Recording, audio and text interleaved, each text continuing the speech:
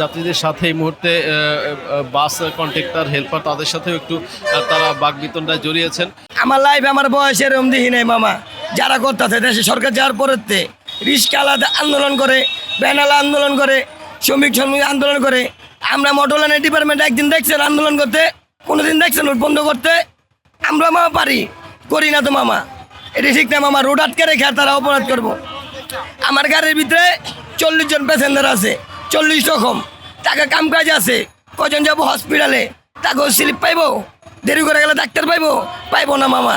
এটি ঠিক না মামা। আমার বয়সে লাইফে আমি দেখি নাই যে এরকম রোডঘাট আটকে রাখে। আমাদের সমস্যা এই যে আমরা বিড়ম্বনায় আটকে রয়েছি। হ্যাঁ, ঘন্টার পর ঘন্টা আমরা কখন কাজ শেষ করবো, কখন বাসায় ফিরবো, অনিশ্চিত। আমরা ব্যাংকের সার্ভিস, ক্যাশ সার্ভিস। কোনো গন্ডগোল, কোনো রাজনীতি এভাবে রাস্তাঘাটে চলবে না। যার আন্দোলন তাকে একটা সংস্থা, একটা আলাদা জায়গার মধ্যে আন্দোলন করতে পারে, সেই জায়গায় আন্দোলন কোনো আমাদের না। কিন্তু এই জিনিসটা আমাদেরকে সবাইকে কষ্ট দেওয়া, এটা আমাদের প্রাপ্য না।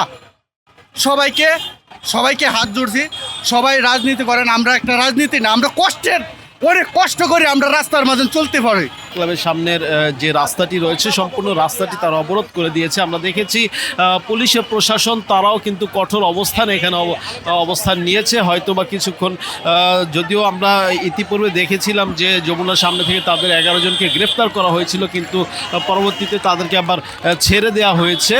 কিন্তু তারা তাদের আন্দোলন চালিয়ে যাচ্ছেন এবং একটি সিদ্ধান্তের অপেক্ষায় তারা রয়েছেন। রাস্তা বন্ধ করে দিলেন।